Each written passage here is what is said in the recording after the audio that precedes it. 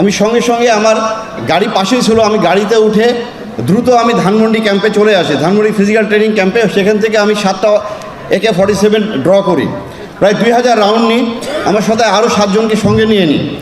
আমি 10টার ভিতরে পৌঁছে যাই 4 নম্বর গেটের কাছে, এখানে জাপান ফ্রেন্ডশিপ ঠিক হসপিটালের উল্টা দিকে আমি যে ওখানে অবস্থান নিই।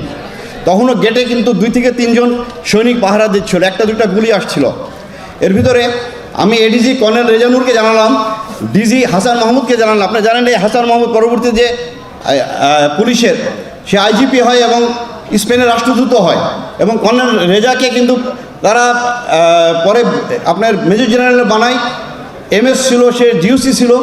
তো এরা কী করলো, আমাকে ফোন করে একটার পর একটা ফোন শুরু করলো যে জামান তুমি ভিতরে ঢুকবে না। তা আমি জিজ্ঞাসা করলাম, স্যার আমরা এখানে অফিসারদের তো মেরে ফেলতেছে, আমাদের কাছে আসতে গুলি শুরু হয়েছে। বলে যে না তুমি ভিতরে ঢুকবে না, আমরা প্রধানমন্ত্রীর সাথে বসেছি যমুনা ভবনে, উনি বলছে কেউ গোলাগুলি করবে না, উনি এটা শান্তিপূর্ণভাবে সমাধান করবেন। BDR হত্যাকাণ্ড কোনো হত্যাকাণ্ড ছিল, এটা পরিকল্পিত একটি হত্যাকাণ্ড ছিল, যেখানে শেখ হাসিনা সরাসরি জড়িত, এবং তার নানক, মির্জা আজম, তাপস প্রত্যেককে। আমি কয়েকটা ছোট্ট ছোট্ট ঘটনা বলি। সারাটা দিন আমাদেরকে ঢুকতে দিল না, সেনাবাহিনী আসলো, এসে আমার কাছে তখন মেজর ওয়াকার ওয়াইসি ছিলেন 17 বেঙ্গলের, এখন বর্তমান সেনাপ্রধান।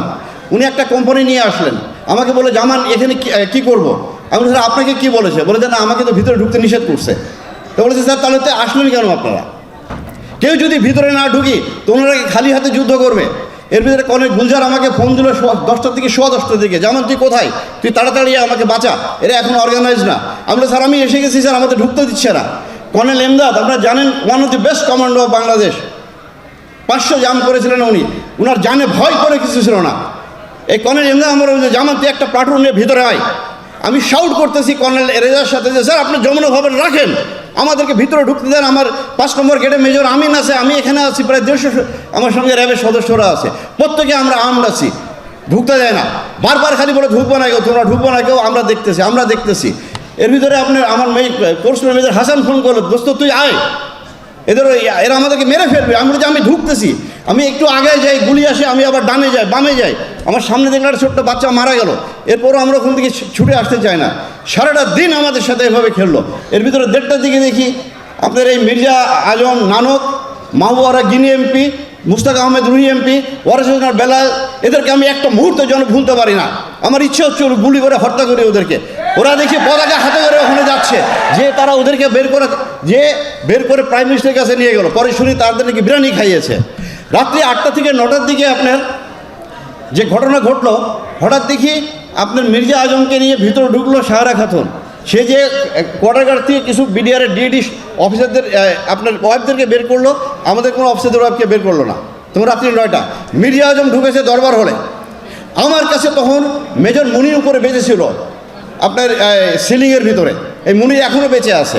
এর সঙ্গে আমার কন্টিনিউসলি যোগাযোগ, আমার সে মেসেজ পাঠাচ্ছে, আমি মুনি তুমি যেভাবে থাকো বেঁচে থাকো, তুমি করো না, কথা বলো না।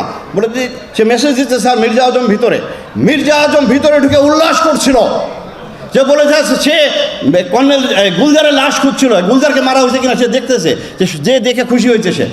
কারণ এই কর্নেল গুলজার আমরা প্রায় 200-র ঊর্ধ্বে JMB-কে গ্রেপ্তার করি। আমি সেই 2005, 6, 7, 8 সালে র্যাবের CO ছিলাম। আমরা ওই শাহেক আব্দুর রহমান কর্নেল গুলজার গ্রেপ্তার করে, পরে সে ওখান থেকে বের হয়ে আসে। আমি যখন রাত্রি প্রায় 10টার দিকে যখন 26 তারিখে ভিতরে ঢোকার চেষ্টা করতেছিলাম, ঢুকতে দেয় না।